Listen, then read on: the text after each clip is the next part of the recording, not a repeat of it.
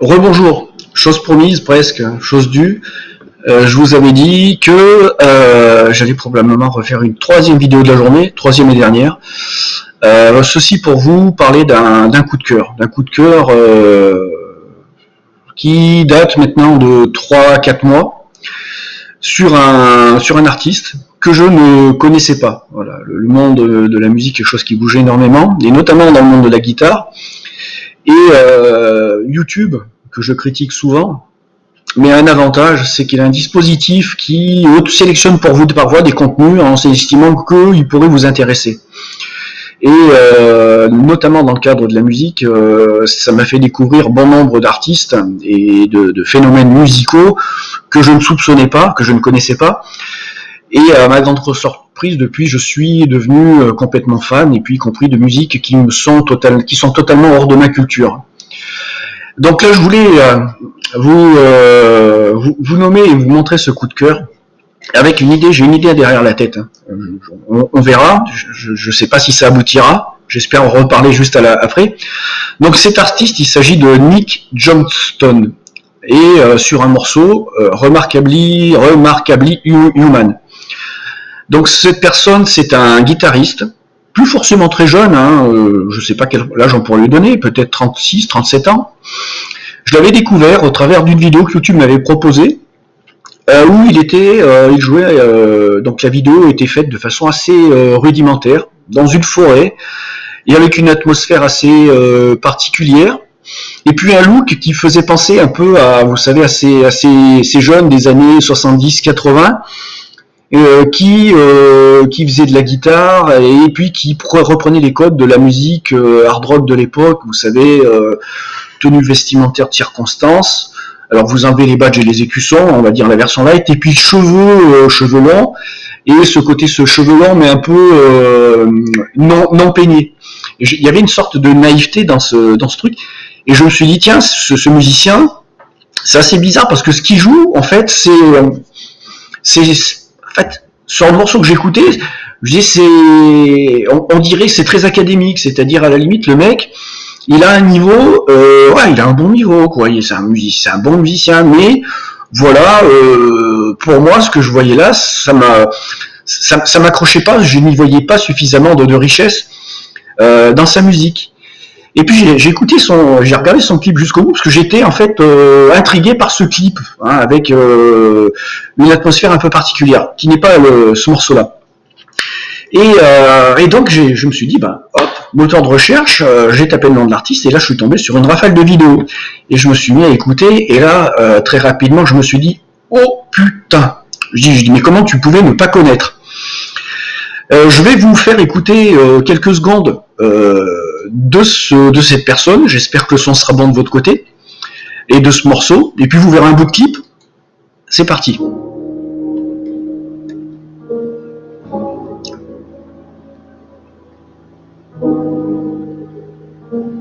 D'ailleurs, vous pouvez voir le look de la personne sur cette vidéo.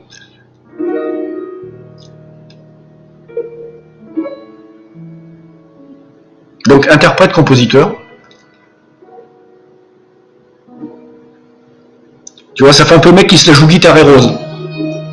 Tu vois, ce que je vous disais, le look 70-80.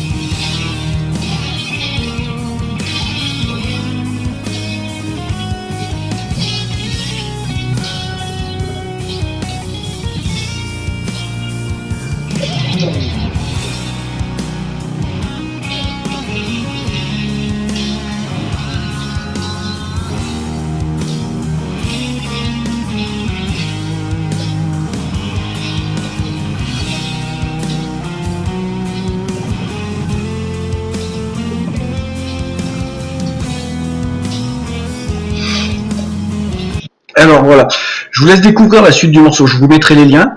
Et donc je me suis dit, tiens, on va chercher une version live. Donc là il est à Tel Aviv 2018, où il rejoue le même morceau. Et puis vous voyez le look a un peu évolué puisqu'il a la barbe. Alors c'est quelqu'un qui fait beaucoup d'interviews, de live, de discussions. C'est quelqu'un qui a beaucoup d'humour, qui discute, qui échange beaucoup avec les gens. Et enfin je kiffe quoi, je kiffe total. Nouveauté, des tatouages.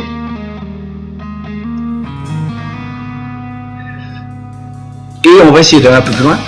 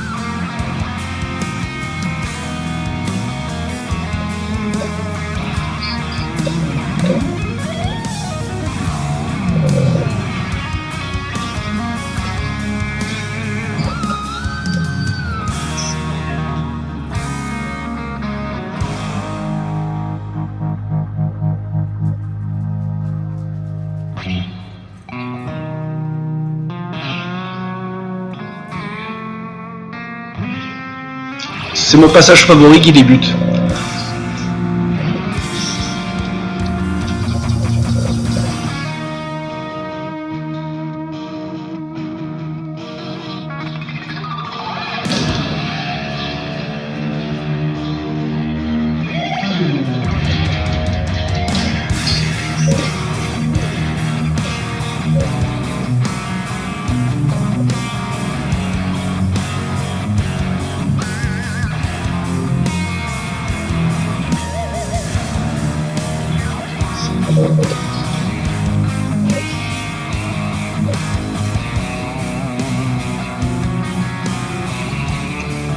Alors écoutez-vous, accrochez-vous.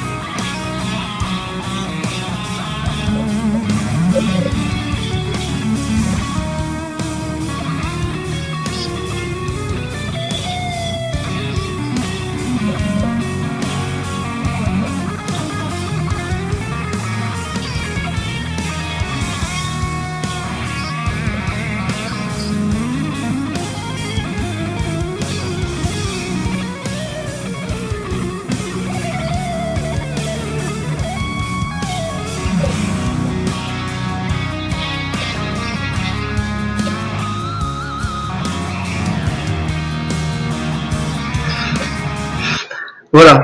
Alors, ce musicien, j'adore son son. Voilà, ça c'est un truc. Il sait être dans le juste équilibre entre le son clean, Stratocaster. Ouais, il s'agit pas de Stratocaster, et le son suffisamment accrocheur. Donc, il a un son vraiment très particulier. Il a vraiment une technique très particulière. Il a vraiment une composition qui lui est propre. Alors, on retrouve de temps en temps quelques petits phrasés qui sont du Satriani. Il faut bien, tous les musiciens sont inspirés par d'autres. Et ce que j'aime chez lui, c'est qu'il mêle à la fois le classicisme un peu, vous avez pu voir dans la mélodie initiale du départ, qui est, on va dire, un peu, qui ferait un peu variétoche. Il a beaucoup de phrasés qui sont jazzy. Il a également des phrasés, il incorpore dans sa musique des tendances un peu musique western, et des techniques où il alterne l'utilisation simultanée du médiator et où il utilise ses doigts pour aller chercher les cordes en bas et arriver à faire des effets où il va pouvoir jouer à une vitesse exceptionnelle des notes graves et des notes aiguës qui vont en faire quelque chose qui ressemble un peu à ce que vous pouvez retrouver dans les musiques américaines alors je sais plus comment on appelle ce style, dans la country, qui est joué avec des passages de guitare qui sont joués à très haute vitesse. Voilà, donc je voulais partager avec vous cette... alors, peut-être que vous connaissiez, mais voilà, moi j'ai découvert ça dans le début de l'été, et j'ai tout de suite été intrigué, puis ensuite j'ai accroché très sévèrement. Alors j'ai écouté beaucoup de ses compositions grâce à Spotify et autres. Bon, je vais de toute façon, quand je vois un tel talent, moi je passe à l'acte, quoi. Je vais acheter son dernier album pour me foutre dans la voiture, pour m'écouter ça, puisque le son est assez exceptionnel. Et je vous invite à regarder les versions live, si ce musicien vous a interpellé, parce que vous verrez, y a une grande générosité dans cette personne et ce personnage.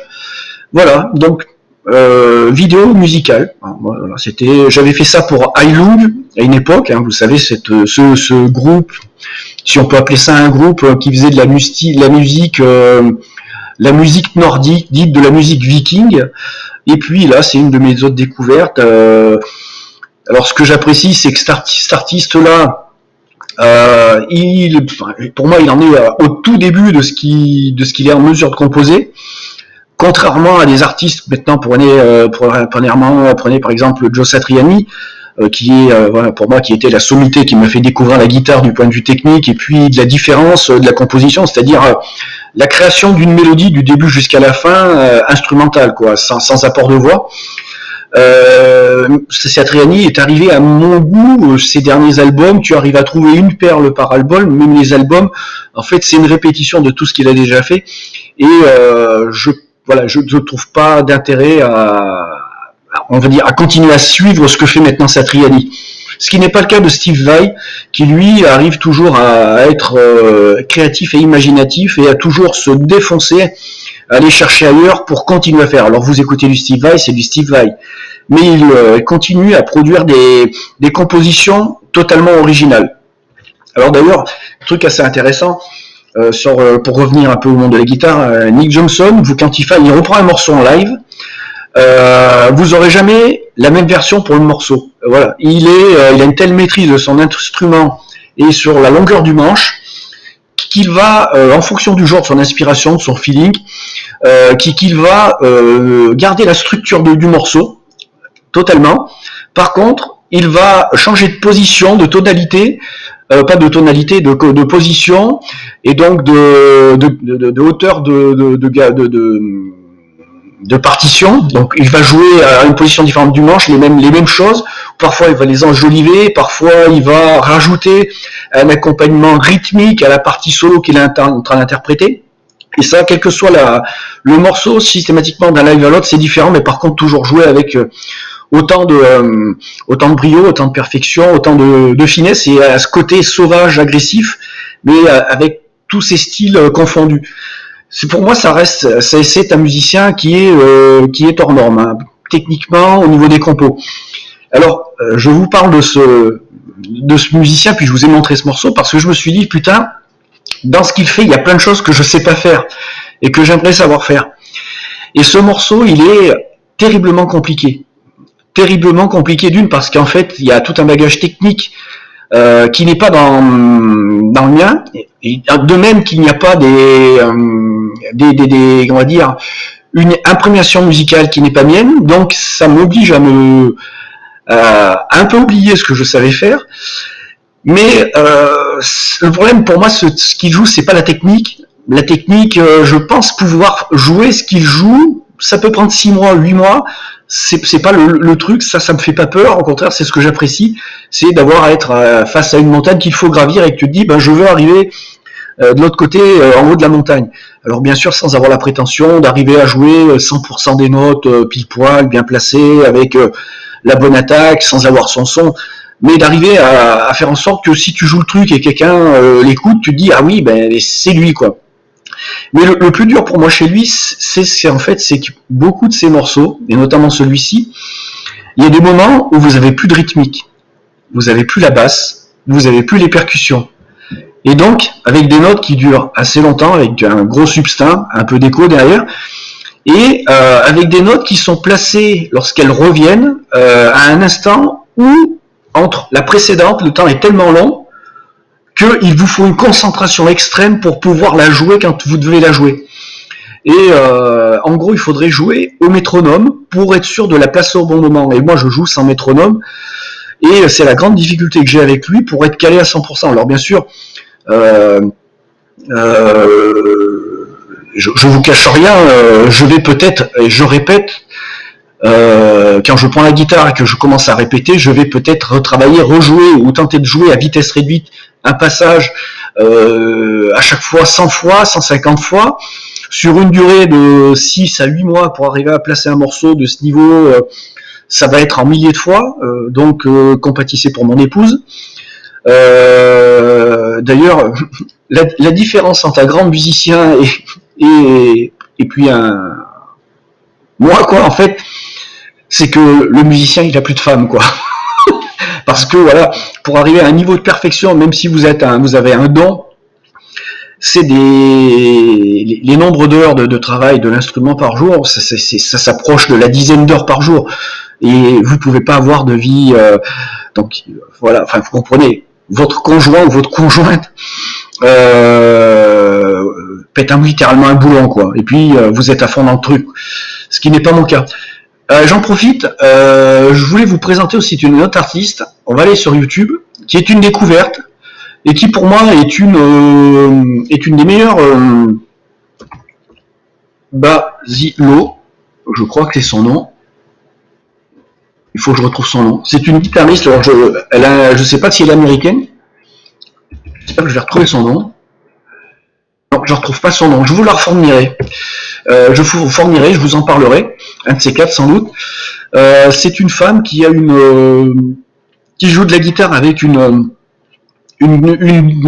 virtuosité que j'ai jamais vue chez une musicienne et qui est dans la même philosophie que l'ami que je viens de vous présenter, par des compositions tout à fait originales, un son qui est le sien, une technique qui lui est propre, et puis une grande capacité à composer avec des compositions que vous saurez à travers le style et à travers la compo que c'est elle.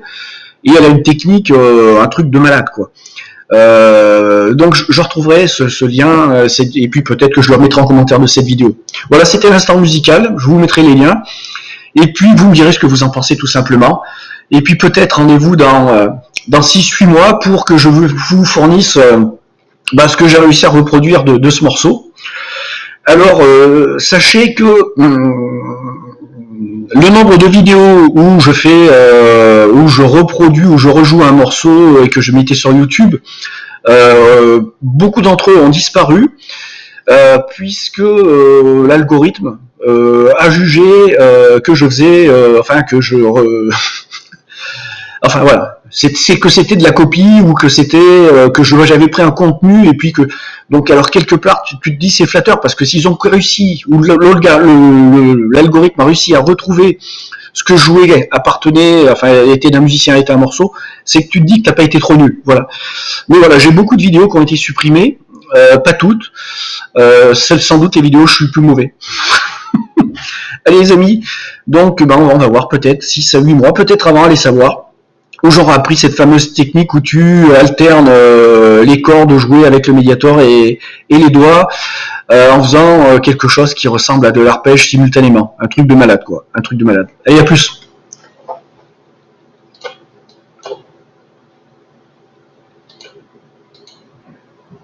C'est long.